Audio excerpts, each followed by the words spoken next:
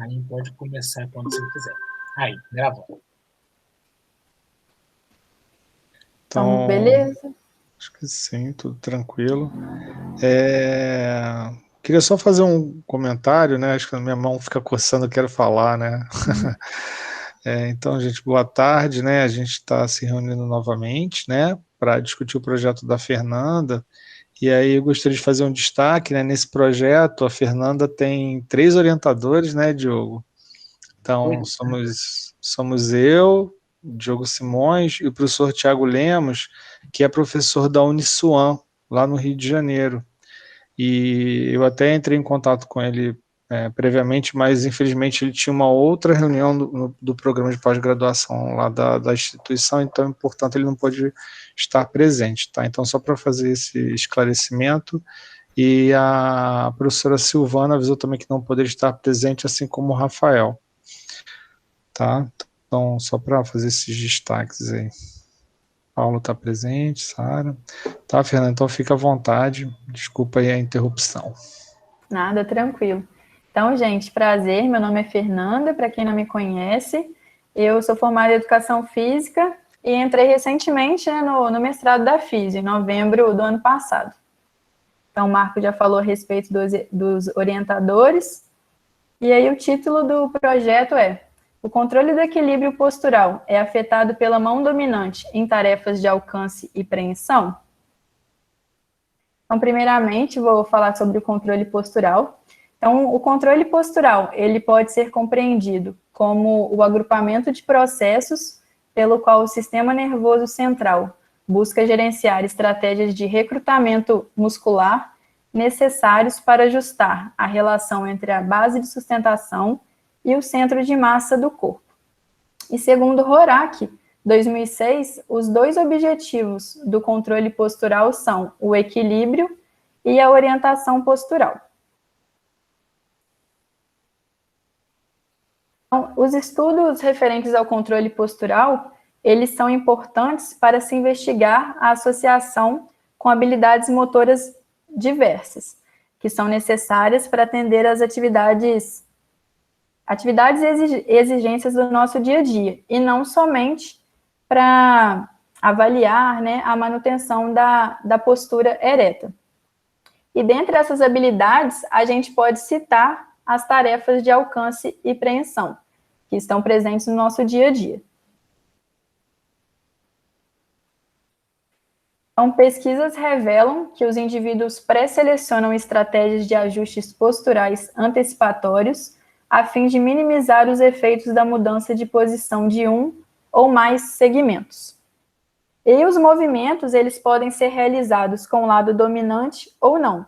E alguns autores trazem o conceito de dominância como a preferência de um membro na realização de tarefas que exijam força, propriocepção, coordenação e equilíbrio. E aí, o lado não dominante vai auxiliar na estabilização.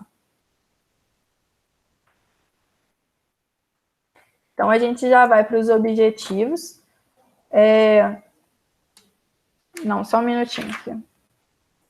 Ah, tá. Ficou faltando esse membro superior aqui. O membro superior, então, ele está incluso em diferentes tarefas, no nosso dia a dia mesmo. Então, dentre as possibilidades, a gente tem a capacidade de alcance e preensão, que eu já tinha comentado. Então, a gente vai para os objetivos agora. O objetivo geral do trabalho é verificar se a dominância afeta a estabilidade postural durante tarefas de alcance e preensão. E aí, os objetivos específicos vão ser avaliar a lateralidade por meio do Edinburgh Handless Inventory e blocos. Aí, caso o Marco queira falar a respeito dos blocos depois, fica à vontade. Também calcular os parâmetros estabilométricos, que ainda não estão definidos, mas vou conversar um pouquinho a respeito. E também determinar a posição do centro de pressão a partir das forças verticais medidas pela plataforma de força. Deu um barulhinho aí, eu só não consigo ver se alguém falou alguma coisa. Foi eu, Fernanda, que levantei a mão em relação à questão dos blocos, né? A gente não teve oportunidade de conversar ainda a respeito disso, mas, Diogo, a gente, por exemplo, na segunda-feira, quando a Fernanda tinha mandado a apresentação para a gente poder discutir, me surgiu uma ideia que foi questionada no projeto da Jordânia, né? Você deve talvez lembrar aí da questão dos blocos, né? Existe um trabalho de 2019 que sugere que esse questionário, para se avaliar a lateralidade, ele poderia não ser robusto, né, se eu aplico em diferentes momentos. Então, assim, ele não seria consistente, né? E num projeto anterior que a gente, né, participou, né, Diogo, havia um interesse a respeito de lateralidade, embora não houvesse nenhuma tarefa específica. Por quê? Quer dizer, aí como relacionar não haver tarefa, mas lateralidade?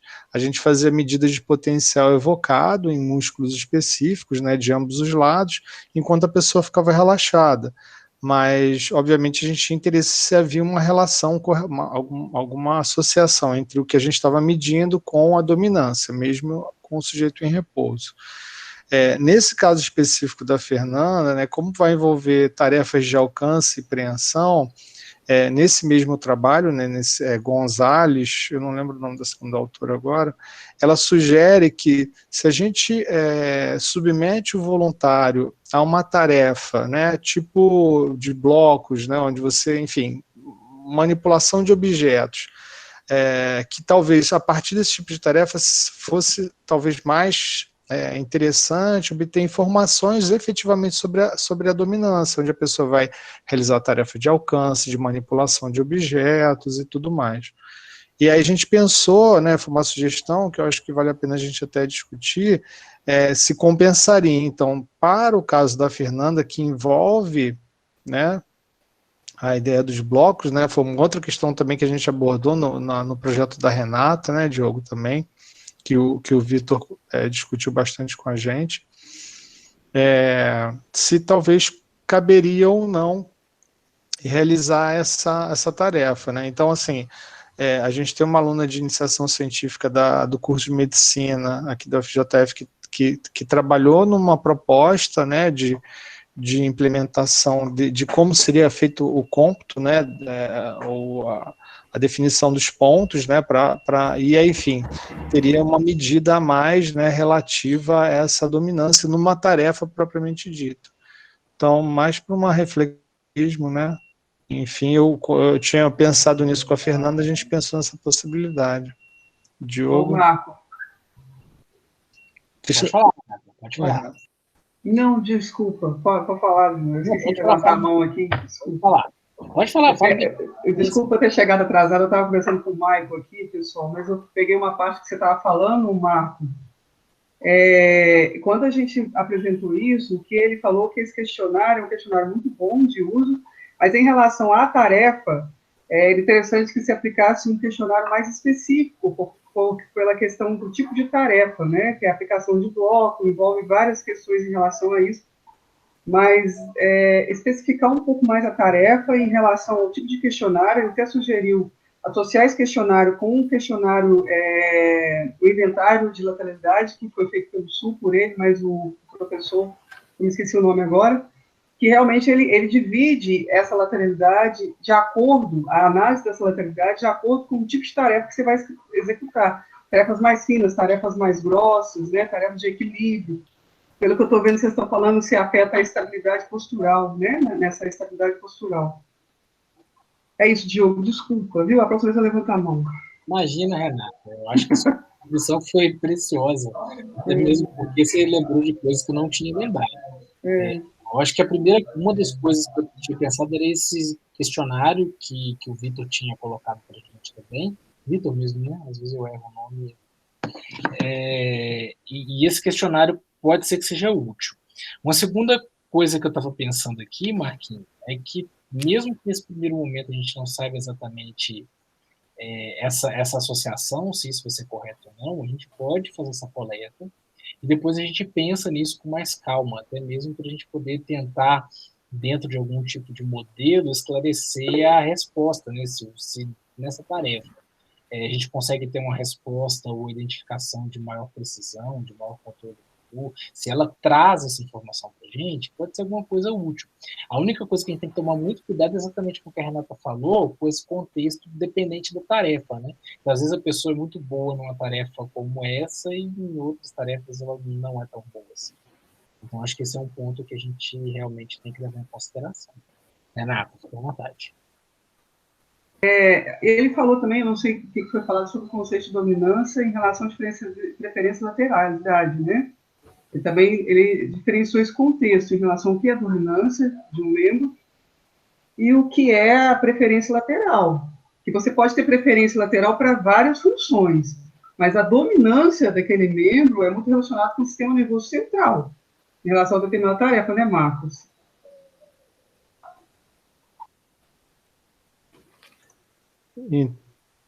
Eu levantei, peraí.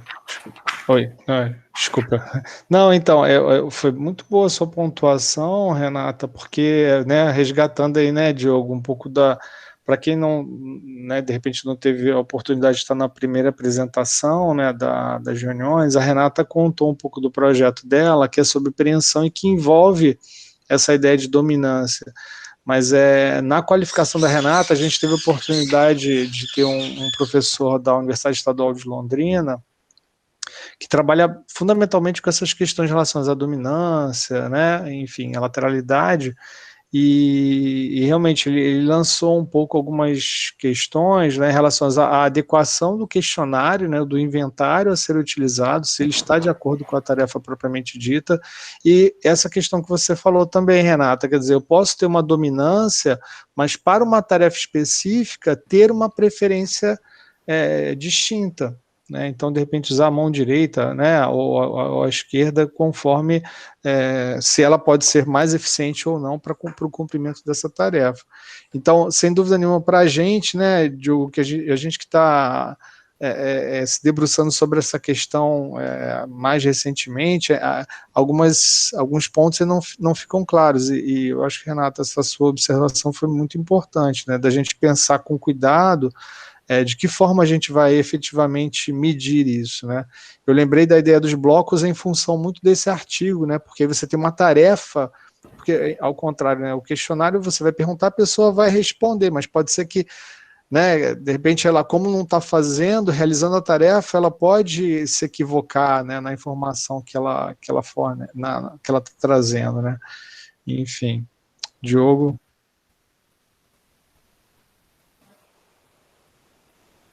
Acho que você trouxe exatamente interessante. Eu acho que a gente tem que coletar essa informação e depois a gente pensar isso com mais calma mesmo, porque é considerar esse contexto de ser uma tarefa muito específica, né? Tendo isso em mente, depois a gente pensa como vai analisar esse dado aí de uma forma mais clara. Acho que é um bom caminho.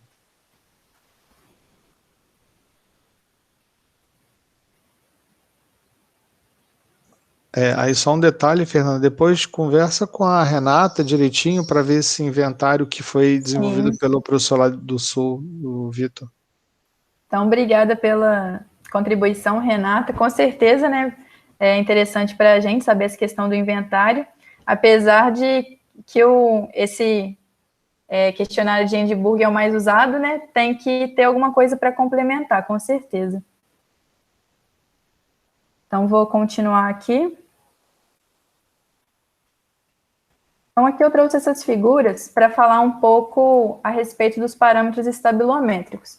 Então, eles não estão definidos. Então, na conversa segunda, o Marco me explicou algumas coisas também, né? Que o centro de pressão, então, vem nos dados aqui, por exemplo, centro de pressão no eixo médio lateral, que aqui é eixo X, e aqui no eixo Y, o centro de pressão no eixo antero-posterior. E aí, pode transformar, né, isso daqui numa sequência temporal, então, em função do tempo. Aí, por exemplo, nessa segunda figura, está o centro de pressão no eixo médio-lateral, em função do tempo, aqui embaixo. E a terceira figura, o centro de pressão no eixo antero-posterior, em função do tempo também. E aí tem várias possibilidades, né, para fazer isso nessa sequência temporal, por exemplo, em função do tempo, ou então a área de deslocamento, questão de velocidade, que aí depois a gente vai definir melhor. Só para ilustrar o que poderia ser esses parâmetros estabilométricos.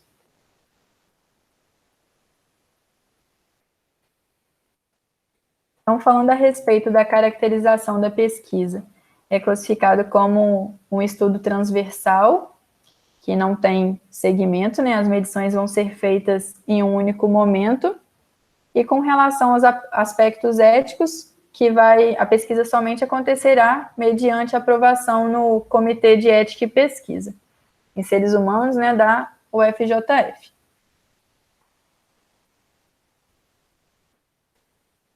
Então, agora, com relação à amostra, participarão do estudo 124 indivíduos, então 62 jovens adultos de ambos os sexos, 31 destros e 31 canhotos com idade entre 20 e 29 anos, e 62 idosos de ambos os sexos, 31 destros e 31 canhotos com idade entre 60 e 69 anos.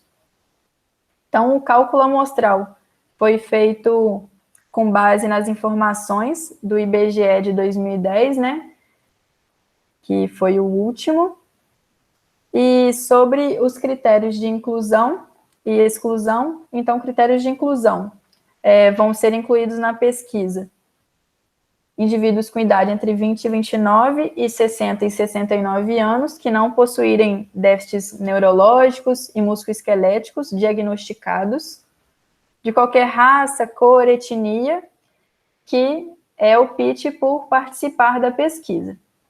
E sobre os critérios de exclusão, que todos os participantes vão ser rastreados para ver se já tiveram doenças como AVC, Parkinson, que podem atrapalhar, né, na execução do teste. Aí lembrando também que serão excluídos quem possuir esses déficits que são, caso sejam diagnosticados.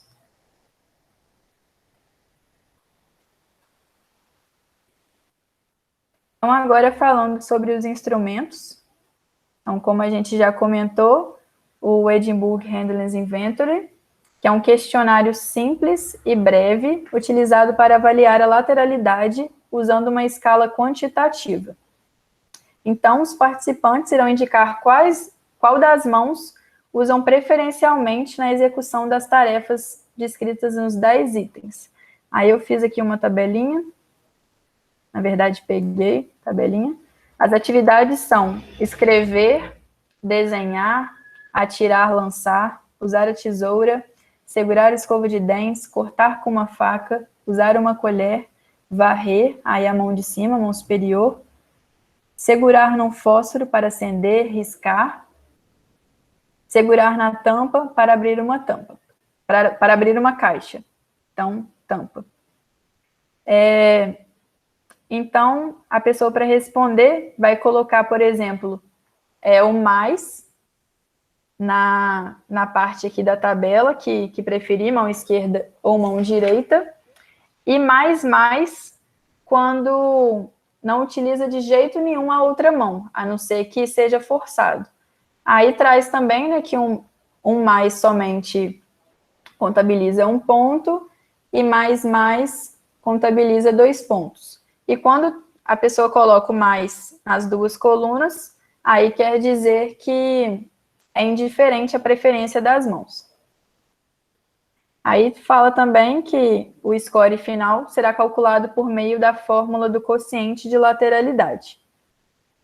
Aí também fala que o questionário foi recentemente traduzido e adaptado.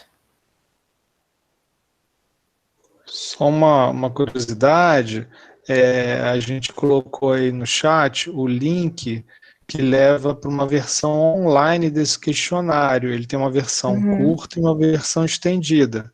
Então, digamos, caso alguém tenha interesse em fazer o cômputo, né, do que seria aí a preferência manual para essas tarefas e para mais algumas outras, vocês têm esse questionário. Então, a pessoa responde se ela tem preferência por uma mão ou pela outra, ou se ela não tem por nenhuma, e se ela já utilizou, né, ou eventualmente utiliza a outra mão. E aí no final vai ter um cômputo que vai variar de menos 100 a mais 100, sendo valores negativos canhoto e sendo valores positivos destro, né? Então se eu me aproximo de 0, eu teria um perfil mais de ambidestria. E alguns autores, né, pelo menos na área que a gente tem se debruçado, sugerem que se a pessoa ela tem um score abaixo de 50, né, se for positivo ou negativo, que ela poderia já se aproximar ou ter um perfil de ambidestria. Então, de 75 para cima, né, seria os fortemente destros ou fortemente canhotos, enfim. Então é um que vocês podem ter acesso, né, pelo celular mesmo, responder, preencher e automaticamente ele já dá o resultado final. Só Isso. por curiosidade. Aí, quando se aproxima lá no menos 100, seria o canhoto pleno, né, e o mais 100, o destro pleno. E esse também, ele é interessante porque tem uma parte embaixo, né, que contém mais que esses daqui, por exemplo. E seria interessante também para a prática clínica, né? Para não ter que trabalhar com papel, talvez seja mais prático. Então, vou seguir aqui. Então, o próximo instrumento é a plataforma de força. Então, para avaliação do equilíbrio, será utilizado o sistema de aquisição de sinais Balance Tracking Systems, BTRACS. Então, essa plataforma possui superfície ativa 40 a 60 centímetros e possui células de força acopladas em seus 4 apoios, que por um circuito tipo fonte, vai fornecer os sinais elétricos derivados de uma aplicação vertical de força. Aqui é a foto da plataforma.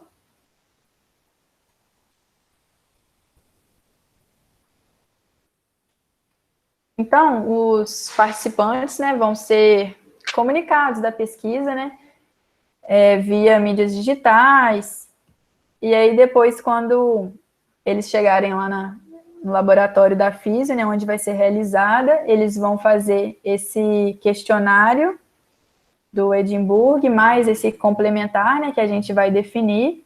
Eu coloquei aqui como se fosse o de blocos. Aí depois o próximo passo vai ser a explicação sobre a execução do teste na plataforma. Então, os participantes, eles vão estar descalços na plataforma, com os pés paralelos, com 20 centímetros de distância entre eles, e com os braços ao longo do corpo. Então, vão ser utilizadas 2 bolas de isopor, então uma bola pequena e uma bola grande, dadas as massas serem desprezíveis, e as bolas serão colocadas uma de cada vez em 2 superfícies no tripé. Então, numa superfície pequena e numa superfície grande. E aí, a bola de isopor e o tripé vão ser posicionados na frente do participante e o tripé será ajustado quando o participante estiver em cima da plataforma, de acordo com as normativas ergonômicas. Aí eu fiz um esquema, simulação, de como seria o teste.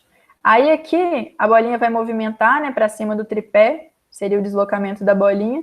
Aí eu não consegui fazer com que o braço movesse junto, por isso que está movendo só a bolinha. Mas aí, no caso, né, o braço vai acompanhar o movimento, não é lançamento.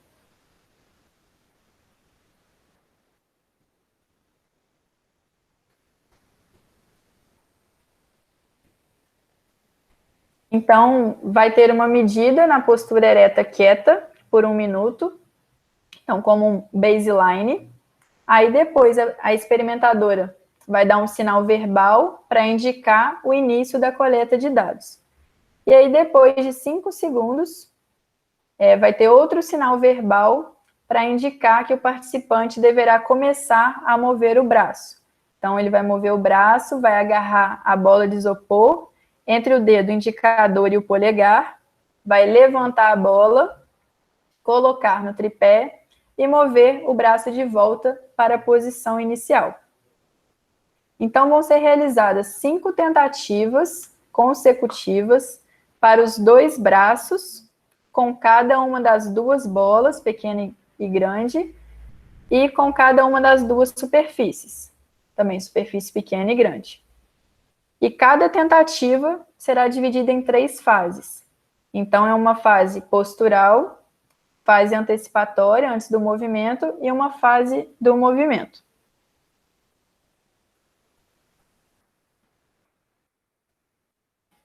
Sobre a análise de dados. Então, será realizada a tabulação dos dados, primeiramente, e depois vai ser feita uma análise por meio do software gráfico, que é gratuito, o JASP, ou então o R. Aí eu coloquei aqui o JASP, e aqui do ladinho o símbolo do R. Aqui agradecendo, obrigada mais uma vez pela oportunidade.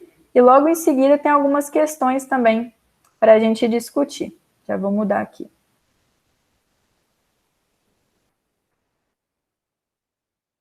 Pode passar para as questões ou vocês querem comentar alguma coisa, Marco? A gente pode abrir, né? De repente alguém tem alguma dúvida, alguma pergunta, ou não entenderam, né, o que a gente está se propondo a fazer, né?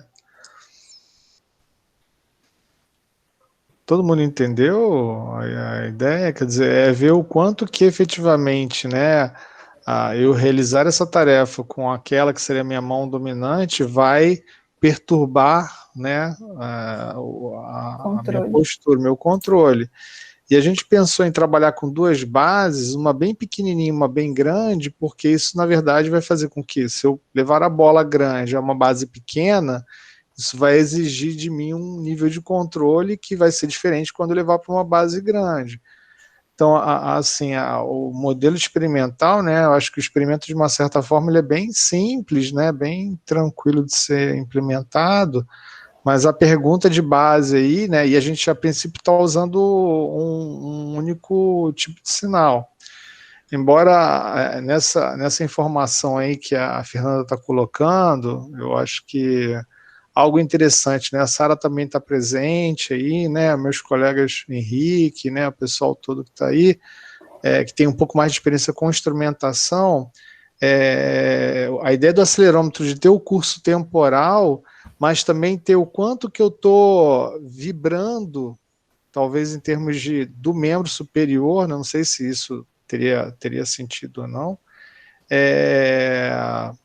quanto a esse reflexo no tipo de tarefa, se eu vou adotar um modelo mais rígido ou não para realizar essa tarefa. Eu fiquei pensando nisso agora, se teria sentido ou não. Engenheiro mecânica aqui, tem quase um engenheiro mecatrônico, né? Henrique aí, se quiser comentar. Boa tarde a todos, parabéns, Fernando, pela apresentação. Obrigada. Eu não sei se alguém que conhece a Annelise, ela é minha namorada e formou aqui na UFJF também, fisioterapia, e faz parte do grupo GEDOPA, lá do Rio, que é um grupo que estuda Parkinson. E ela faz um projeto muito parecido com o seu, que é com alcance, com esses pacientes de Parkinson, ela faz o alcance bilateral, e com alturas diferentes. É bem parecido com o seu esquema que você fez do bonequinho ali, com a bolinha, só que ela usa cinemetria. Então, ela vê o deslocamento do dedo da posição parada até o alcance em 3 alturas diferentes. E vê também esse deslocamento do centro de massa, e também alguns controles de tronco, né, e quadril.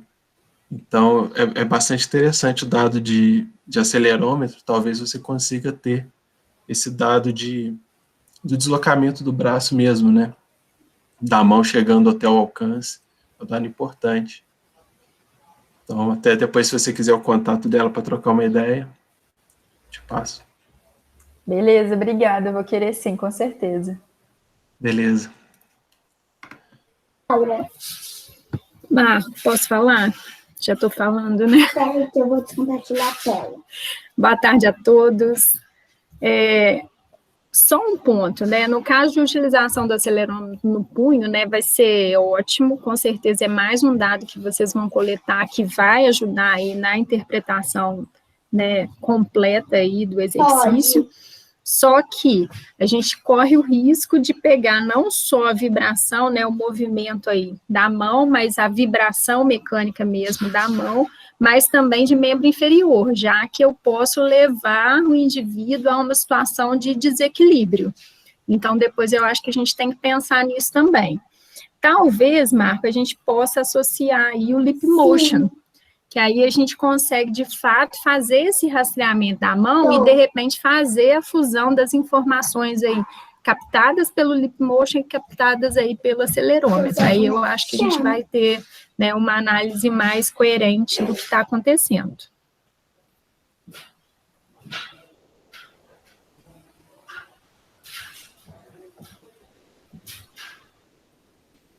Diogo? Beleza, eu vou falar que eu gostei dessa ideia que o Henrique colocou do protocolo da Annelise. Eu acho que uma coisa interessante essa variação de altura, né, Marquinhos? A gente nem tinha pensado nisso, talvez possa elicitar algum outro tipo de ajuste que a gente não tinha pensado, então talvez até essas discussões possam ser interessantes. Aí, pensando nessa questão do acelerômetro que você colocou, eu acho muito justo, em especial pelo fato de o MyoMotion estar chegando para a gente até o fim do mês, segundo as informações da Paula. Então, se realmente ele chegar para a gente até o fim do mês, dá para fazer esse rastreamento do membro superior por inteiro, exceto mão, né? Aí entra nisso que a Sara falou do lip motion, que pode ser bastante útil. E, inclusive, com o próprio deslocamento do tronco, né? Auxiliando aí, porque eu acho que foram 25 sensores, se eu não me engano. Então, acho que vai ser mais que suficiente para mapear aí um desses lados do alcance. Pode ser um ponto de informação bastante interessante, associado com essa ideia que a Sara deu, que é muito boa também.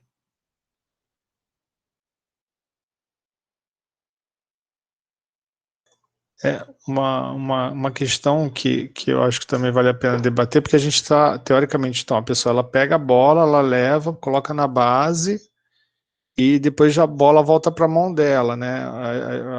A gente fiquei imaginando também se ela poderia tirar de uma base firme, ela pega a bola, tira de uma base firme, coloca nessa base menor ou maior e volta, ou seja, aí apoia a mão de novo na mesa, né? Se a gente pudesse fazer isso.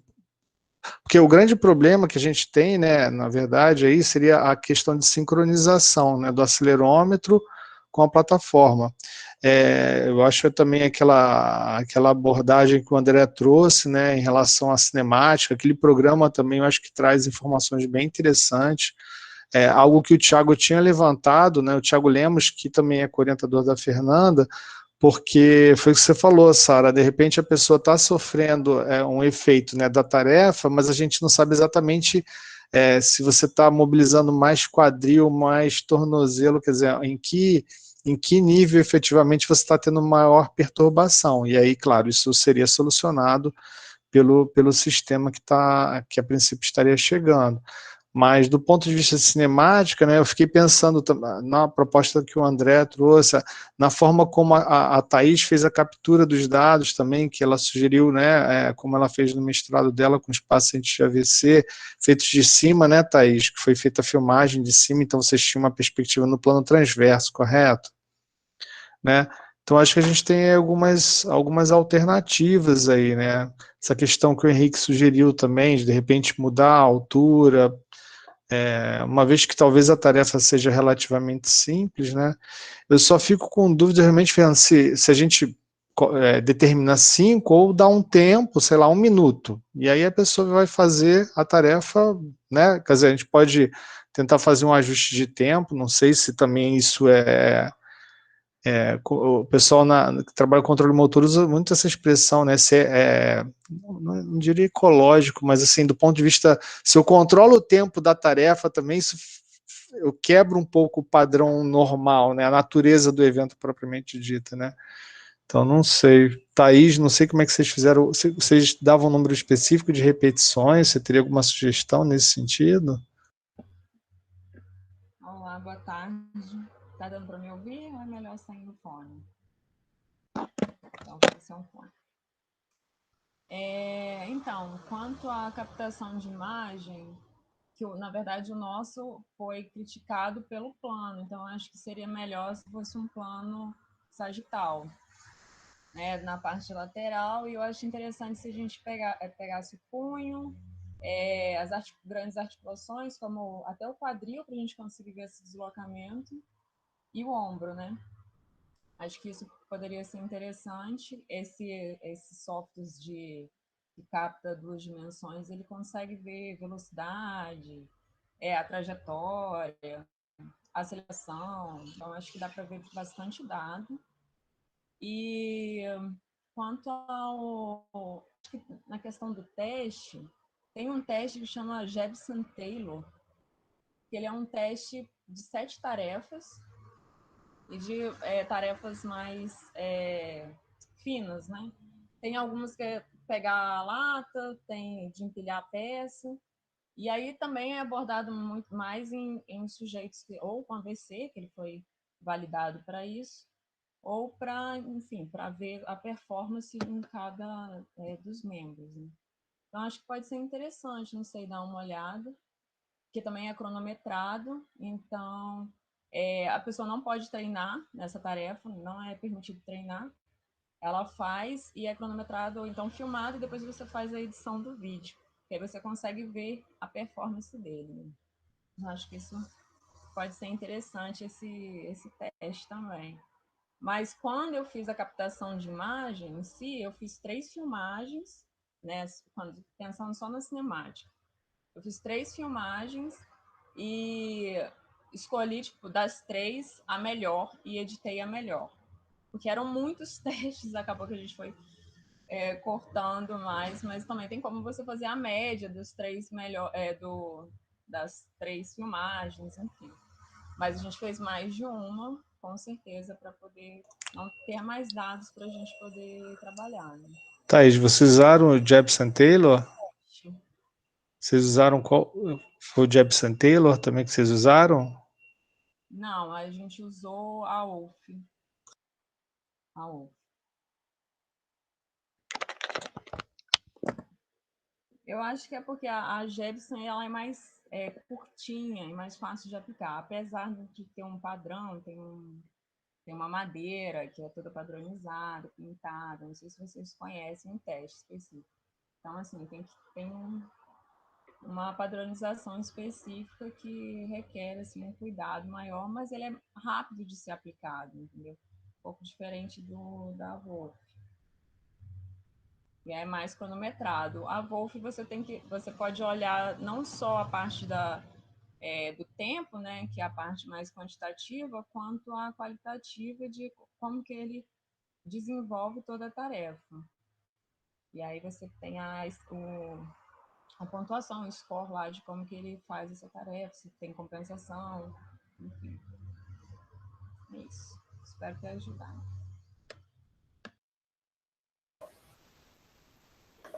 Bacana, Thaís, obrigada. No início, quando eu submeti, né, o projeto para a seleção, estava lá 3 tentativas. Quando eu fui pesquisar alguns trabalhos, né, estavam com esse número menor. Aí depois, conversando com os orientadores, a gente aumentou aí para 5, mas aí ainda está nessa definição, né, porque eu penso que 5 tentativas vai acontecer assim bem rápido. Então a gente estava falando aí, talvez um caso de 1 minuto, né, pesquisar essa questão melhor mesmo. Eu tava lembrando aqui, né? O Henrique deve ter mais contato agora, o Diogo teve bastante com o Paulão aí na COP, né?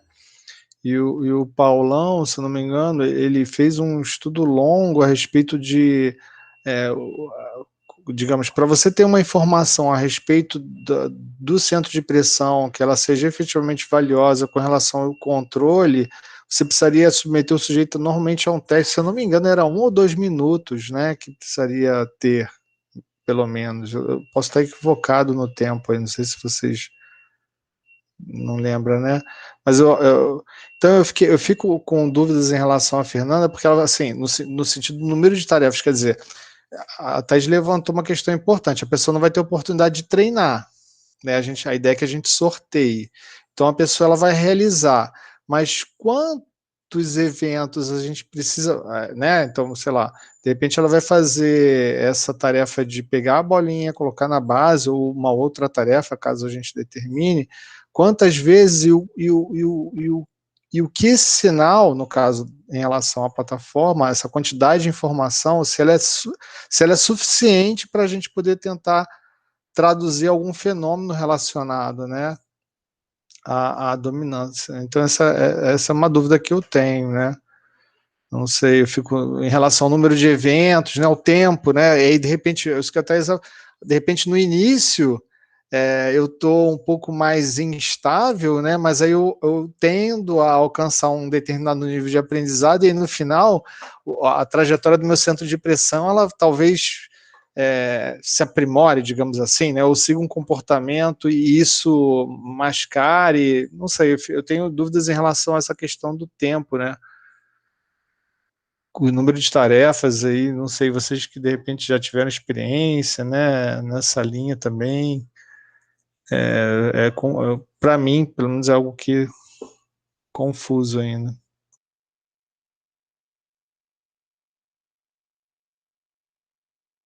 Renata, você tinha levantado a mão uma hora, desculpa, eu acho que eu te atropelei dessa vez. Não, você acabou que tirou minhas dúvidas, você acabou que respondeu. Aí eu estava só pensando que estava pedindo um pouco do equilíbrio do tronco e que você usa muita flexão de joelho, né?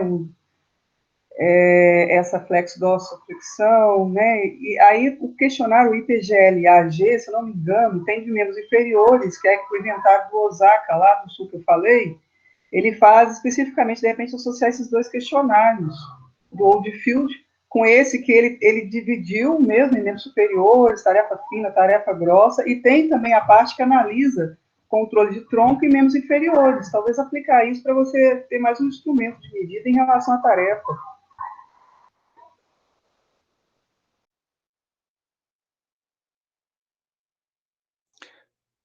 Eu lembro de um trabalho que foi conduzido até por um colega nosso lá no Rio.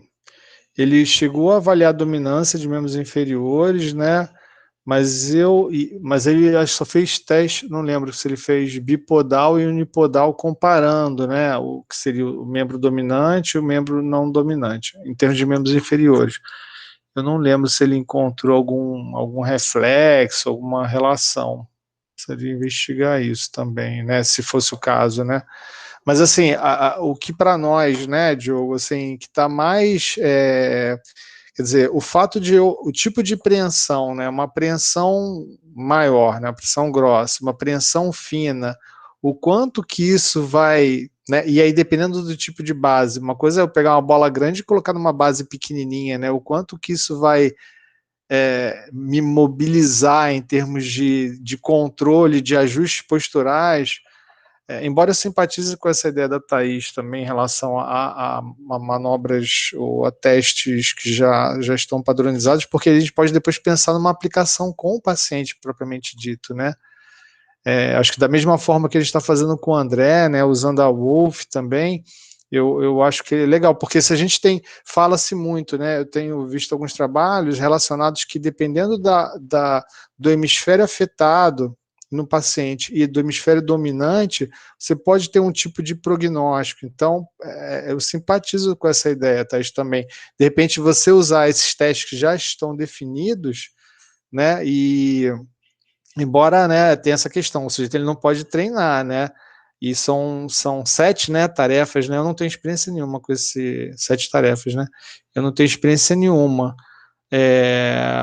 mas pensando depois, se a gente quiser aplicar isso com um paciente pós-AVC, de que forma o hemisfério lesionado, a sua dominância previamente à lesão, de que forma isso pode perturbar mais ou menos o desempenho dos membros superiores e, consequentemente, também torná-lo mais ou menos instável, né? É legal também. Né, traz uma outra abordagem. Eu fico brincando com a Fernanda, porque a Fernanda é professora de educação física e dá aula de circo. Então, essa questão do desafio do corpo é enorme, né? Então, tem muita questão legal, muitas coisas legais para aplicar, né?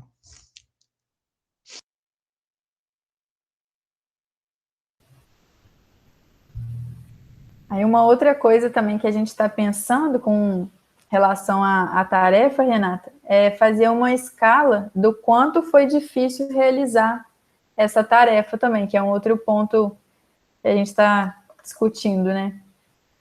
Mas ainda não está definido. Não, sim, seria interessante, né? Em relação ao braço de preferência lateral. Qual foi o nível de dificuldade para colocar a bola no centro? É isso, né? A gente, Diogo, também, pessoal, a gente chegou a pensar nisso na segunda-feira. Tem umas escalas que são usadas em projetos relacionados, em coisas que envolvem emoção, ou seja, o quão desafiador foi aquela tarefa, né? E a gente pensou também, de repente, aplicar essa escala, quer dizer, o quão desafiador foi eu pegar essa bolinha grande, colocar numa base pequena, quer dizer, e aí pegando carona em alguns trabalhos mais recentes, que comparam a pessoa na postura ereta em superfícies com diferentes densidades, né? Então, uma superfície mais rígida, então, aquele tipo de superfície poderia tornar a manutenção da postura ereta mais desafiadora. Aí a gente pensou, poxa, será que de repente trazer uma medida de quão emocionante foi a tarefa, né? Será que isso poderia também ser interessante, né? Até para ver se realmente existe um correlato, enfim, a gente pensou nessa possibilidade também. Mas, de novo, né, quer dizer, acho que de uma forma geral, a proposta da Fernanda, acho que ela tem uma pergunta muito bem amarrada, né, e uma perspectiva experimental simples até. Então, mas assim, a gente quer se cercar, né, Diogo, de todos os cuidados, né, para que a gente tenha dados que sejam robustos, né, e aproveitar a própria experiência. Assim, a Fernanda fez um cálculo amostral bastante audacioso, quer dizer, o cálculo ela fez, né, o resultado é que foi bastante audacioso, né. Então, pensando num momento de pandemia, né, que a gente talvez aí demore um tempo para ter esses vozinhos todos vacinados, eu imagino que os 60 voluntários jovens a gente consiga, né? Em 31 canhotos, não sei se vai ser tão fácil assim, mas, né, que consigamos aí um número razoável de destros, né? E destros, como são normalmente fiéis à sua mão direita, então pode ser que apareça até algo mais né, tenhamos resultados mais evidentes com relação com essa amostra. Mas, enfim, fica a expectativa. Né? Ô, Marco, só para lembrar também que naquela discussão que a gente teve, esqueci de levantar a mão de novo, desculpa. Aquela discussão que a gente teve, a questão do falso canhoto, falso destro, você lembra, destro funcional, a gente também tem essas definições também, né, que não é tão fácil você conceituar um canhoto e um destro. Em termos de conceito, Fernando, depois a gente pode discutir isso mais. Eu vejo muitas similaridades nessa questão da Renata e da Fernanda, tal qual a Renata levantou. E de repente, pode até aquela sugestão do Vitor, de ao invés de, se caso complicar os canhotos, ter canhoto na amostra, né, a gente trabalhar somente com destros e considerar a tarefa bilateral e avaliar essa situação. Mas é óbvio que se a gente conseguisse, né, um bom peso de canhotos e de destros, seria muito mais interessante.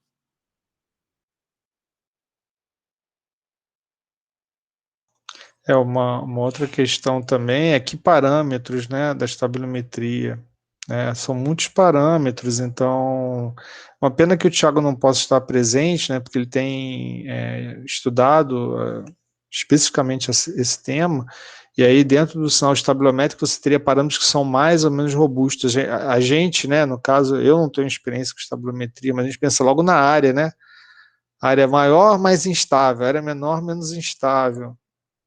Então, mas teriam outros análises no domínio da frequência, no domínio do tempo, né? Então, enfim, mas minha preocupação é que a gente consiga definir esses parâmetros também, o que a gente vai olhar a partir do sinal, para não ficar procurando, mas sem uma direção, né, objetiva. Marquinho, que vai bater muito na questão da própria área de deslocamento da elipse, igual você colocou, medidas de deslocamento antero-posterior, lateral, bem como a velocidade desse deslocamento, né, que são coisas que vão ser variáveis. Os outros parâmetros espectrais, aí o Tiagão pode dar essa instrução para a gente aqui, tem mais domínio disso. Não sei se alguém aqui já trabalhou, enfim, mas essa parte eu desconheço. Algo também que eu acho que vale a pena mencionar, tem até um trabalho, né, o Bruno, que vai estar se debruçando um pouco mais sobre essa temática também, a respeito de, tem um autor chamado Mogg, que é M-O-G-K, né, ele comenta que o meu lado não dominante, né, minha articulação proximal, no caso o ombro, né, acho que a gente chegou a falar sobre isso no trabalho do André, ele sugere que, numa tarefa bimanual, né, então eu vou usar meu lado dominante, né, para o controle fino, como, por exemplo, segurar uma garrafa e abrir a tampa da garrafa. Então, eu vou usar meu controle fino para abrir a garrafa e a minha mão não dominante para segurar a garrafa, porque eu teria uma capacidade maior de estabilização a partir do ombro, do lado não dominante. Então, é interessante, eu fico, né, bastante curioso com esse experimento, porque exatamente eu vou ter que ter um controle bem ajustado da articulação proximal, que é a articulação do ombro, para realizar essa tarefa. Então, no projeto da Fernanda, no projeto do André, que envolvem, né, quer dizer, você tem aqui no André ainda tem a questão da lesão associada, né, mas de que forma a dominância ela realmente reverbera na tarefa, né? Então, por isso a nossa preocupação também de ter algum dado cinemático, né? Quer dizer, ou medir por acelerometria, ou por sistemas inerciais, ou mesmo a parte da cinemetria, né? Como foi proposta pelo André, como a Thaís usou, enfim. São questões que a gente tem interesse em compreender um pouco melhor, né?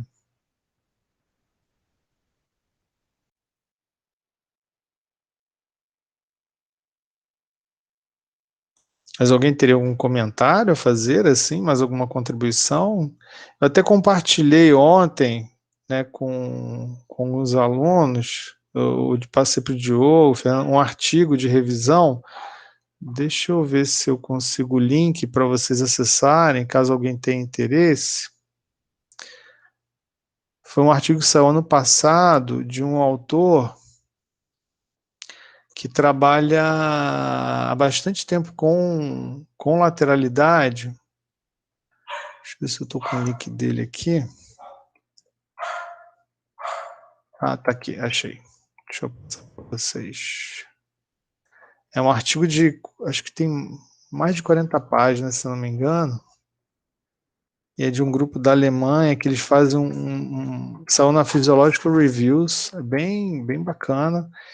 E o artigo vocês conseguem gratuitamente, é que eu não tenho como compartilhar aqui. Só pegar o título do artigo e jogar nesse...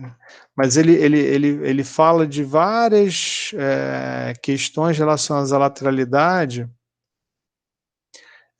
inclusive do ponto de vista comportamental, não só do ponto de vista motor, mas, enfim, a partir de outras... Tem 46 páginas o artigo. Aí eu até compartilhei ontem com o Thiago falou 46 páginas para falar de que um lado é diferente do outro, e ponto, e acabou. Mas não é bem assim, né? Tem muita coisa envolvida aí, né? Então, é uma referência interessante caso alguém tenha interesse pelo tema, aí, enfim, ele faz até uma abordagem evolutiva bem bacana no artigo, enfim, é bem bacana mesmo. Essa revista, por exemplo, se eu não me engano, ela tem um fator de impacto maior do que a Nature e a Science, a Physiological Reviews. 29, 30 o fator de impacto dela. Então, uma revista, normalmente são artigos, pessoas convidadas na área, enfim. Então, bem interessante, né? Se alguém tiver interesse de depois dar uma olhada, vale a pena.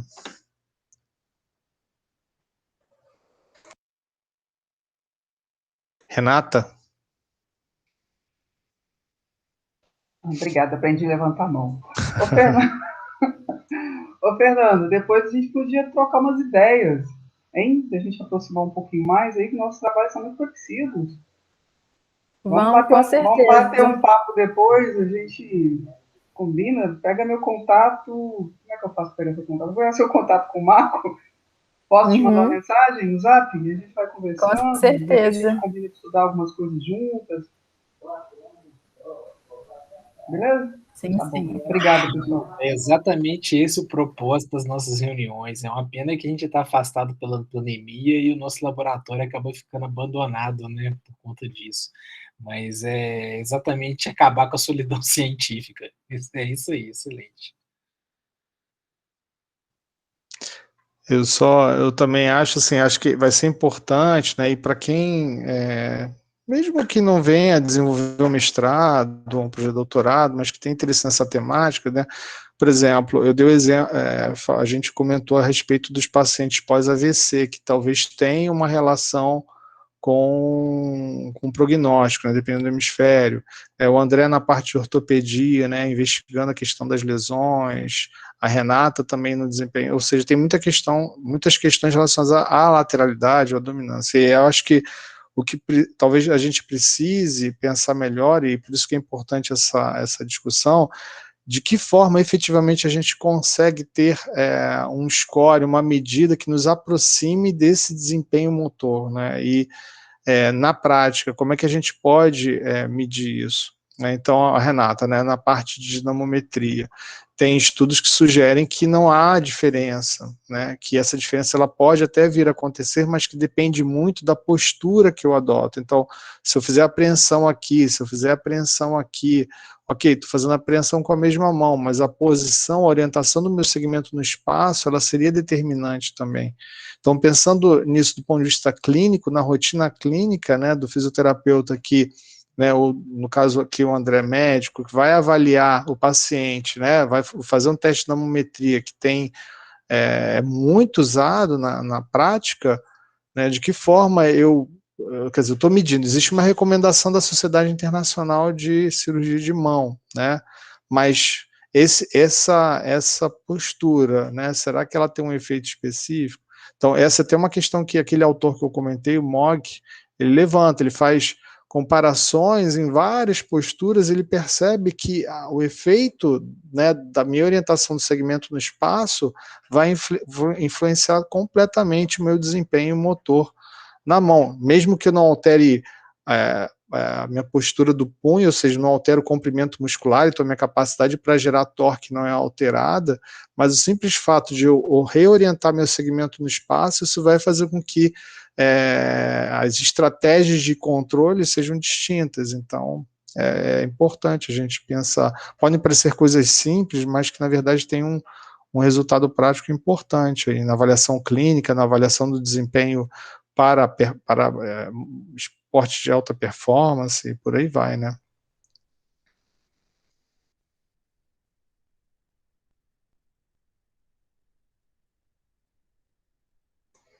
Alguém tem algum comentário a fazer, alguma dúvida, alguma sugestão?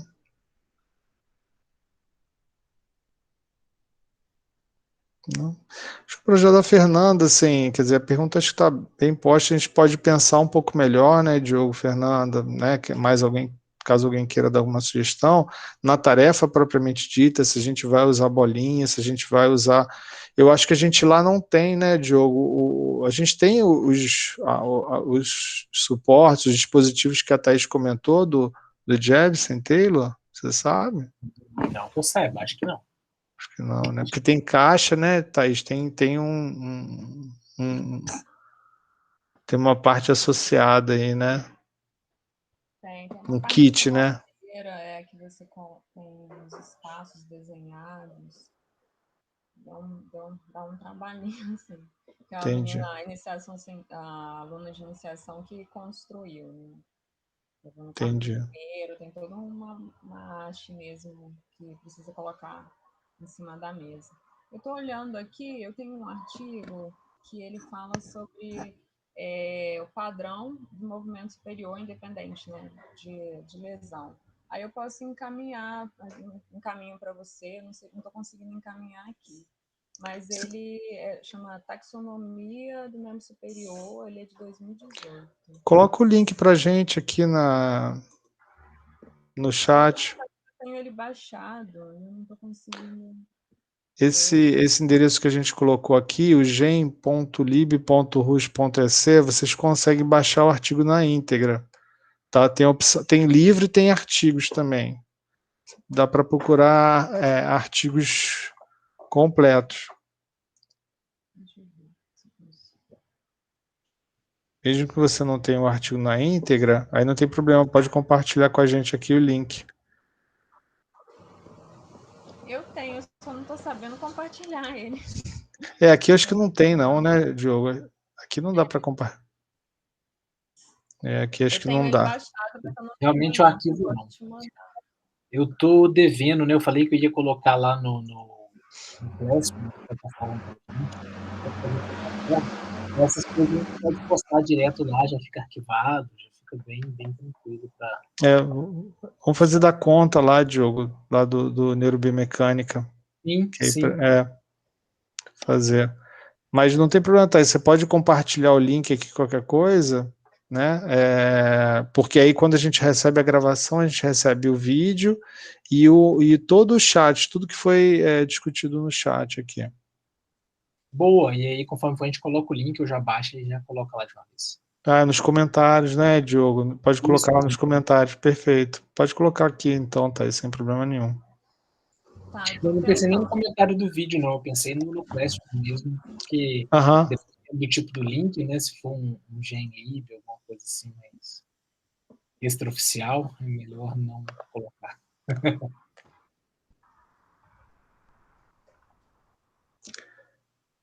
Então, Fernando, acho que a gente pode tentar avançar aí com a questão do texto, né, para pensar para o comitê de ética, né, e a gente já teve aí resposta do trabalho do André, estamos aguardando da Renata. Thaís, obrigado.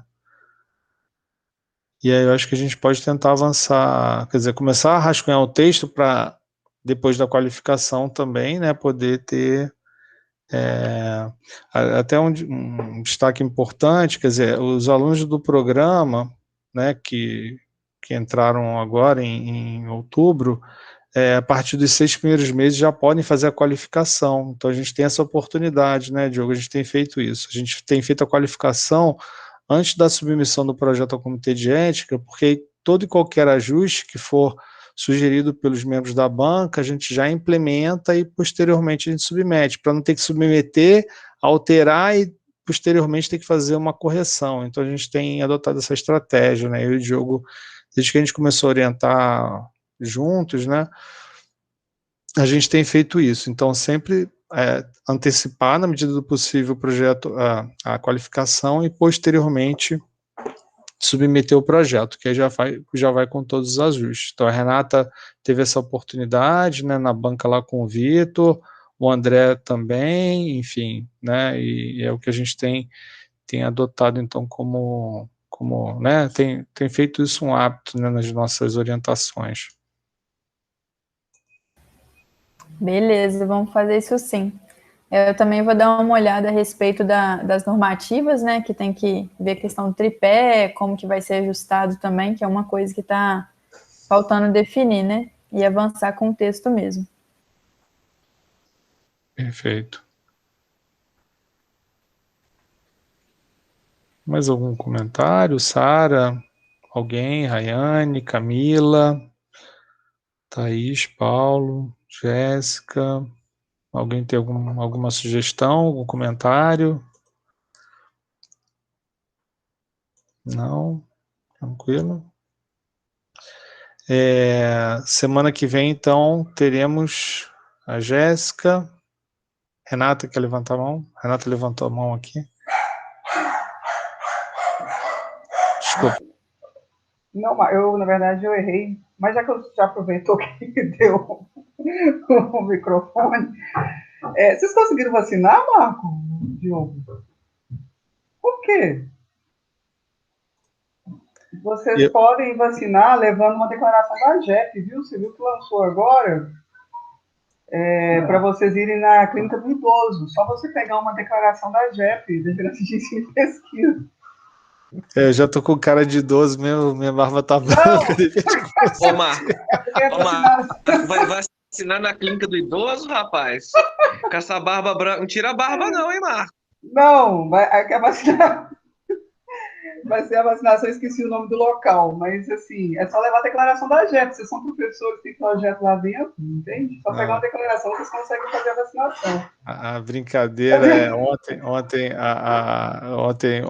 postaram, né? Falaram, já tem uma lista, né, que você pode se cadastrar para quem tem acima de 90 anos. Na velocidade que a gente está, talvez quando eu chegar a 90 anos eu consiga. Não, então posso me cadastrar essa aí. Tá novo ainda. Mas obrigado aí pelo. Marquinhos, só uma lembrança aí, eu não sei, tudo bem que agora está todo mundo restrito em casa, na semana que vem é semana do carnaval. Acho que quarta-feira é quarta-feira de cinzas. Então eu não sei como que tá. Verdade. Se a gente mantém ou se a gente deixa para semana que vem. Eu ficaria aí a critério de vocês pensarem. Mas aí a Jéssica traria a próxima política.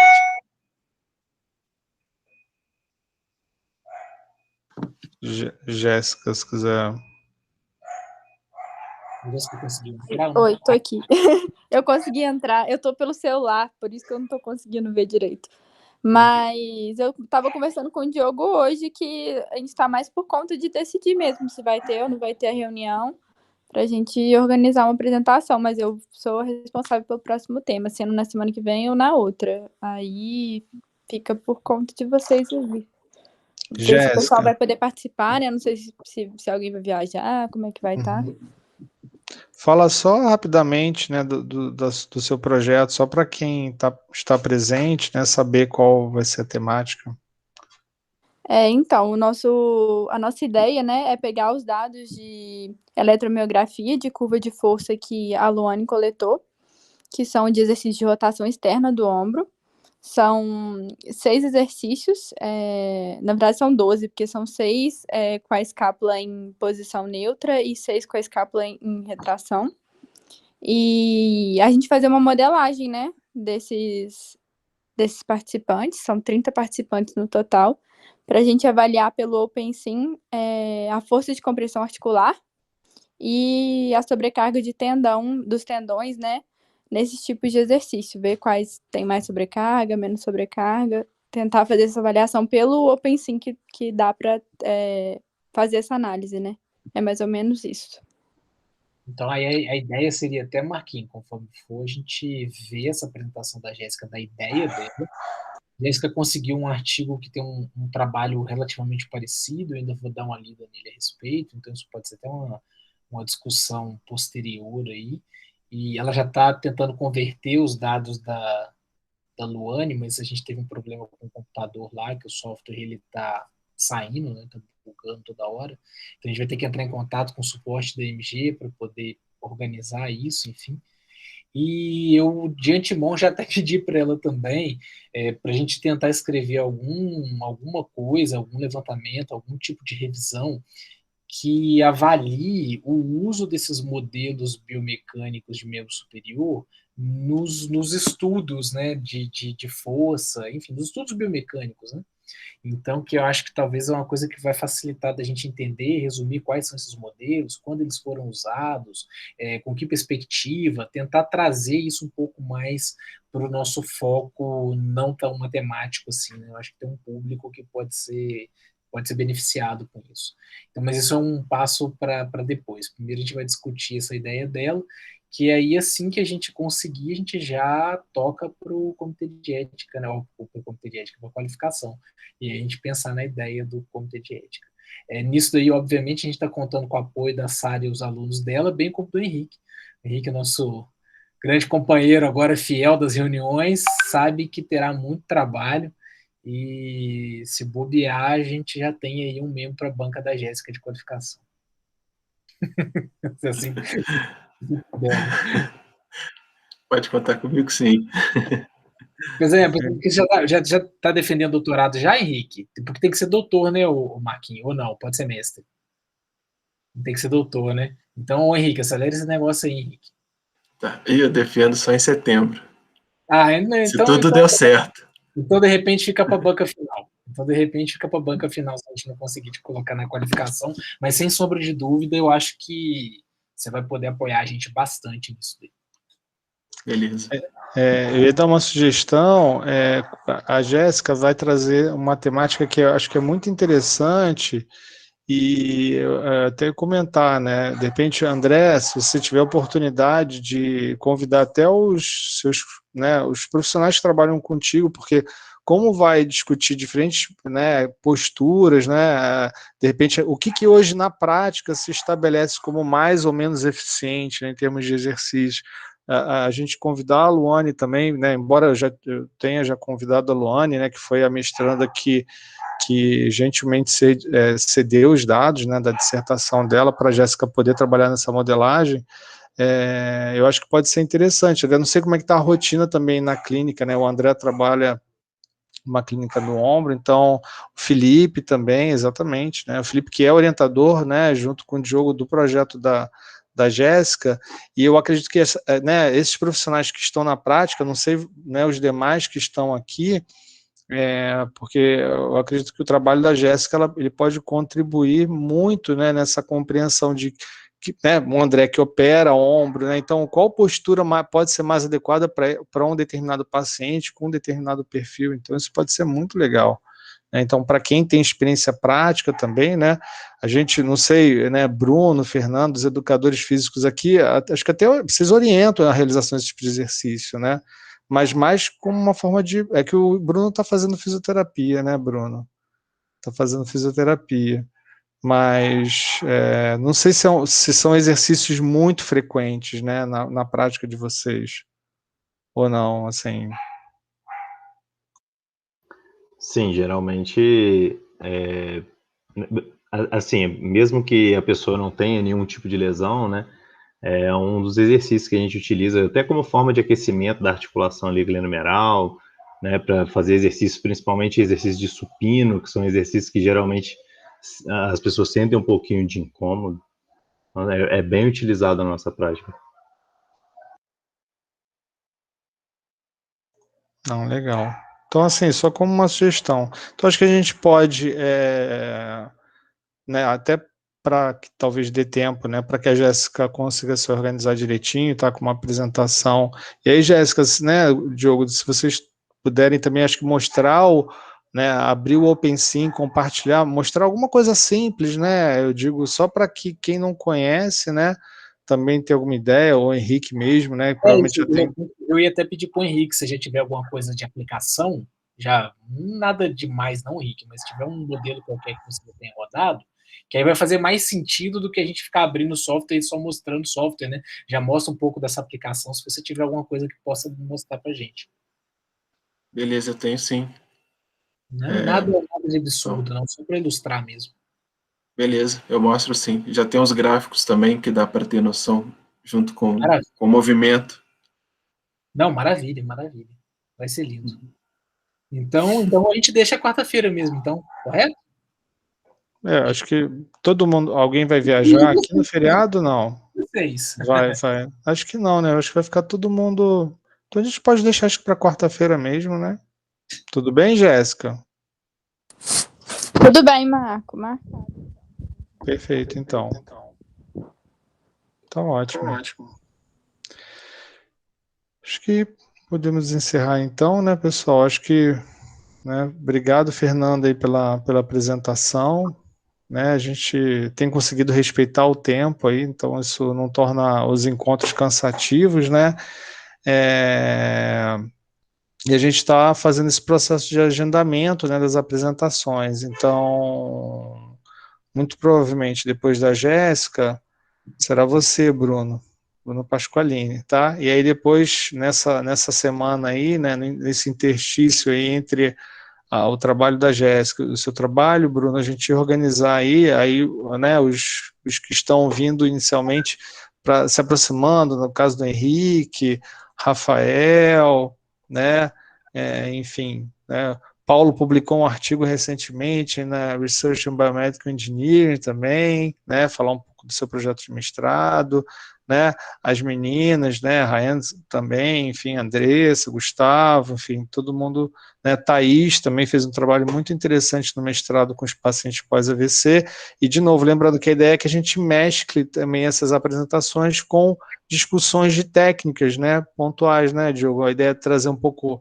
o uso de ferramentas como R, né, estimulação magnética, transcraniana, eletromiografia, enfim, a gente poder também ter um espaço para discutir técnicas, né?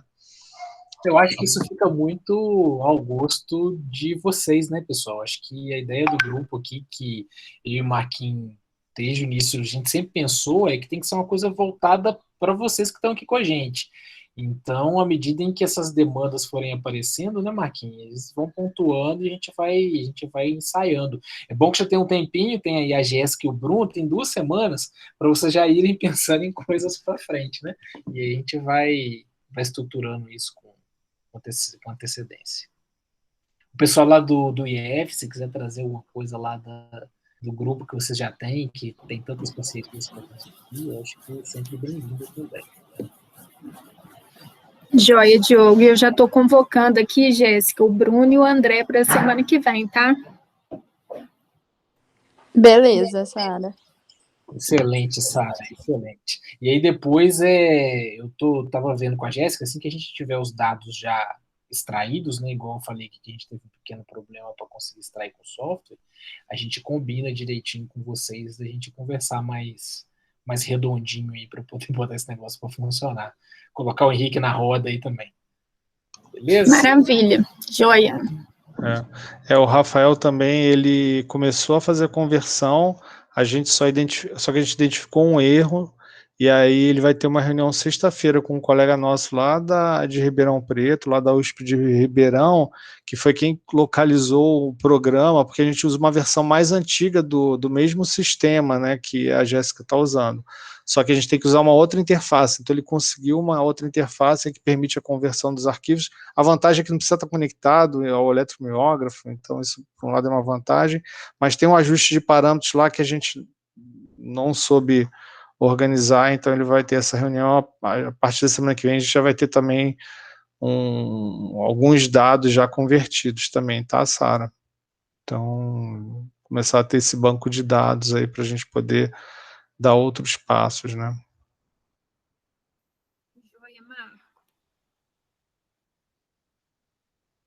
Então, deixa eu baixar minha mão, acho que é isso, né? Alguém quer fazer mais algum comentário? Não? Tranquilo? Então, acho que podemos encerrar, né? Então, obrigado aí pela presença de todos, né? Esperamos poder fazer num próximo encontro um café, cada um leva sua xicrinha traz sua xicrinha de café também, né? A gente pode organizar alguma coisa mais informal também.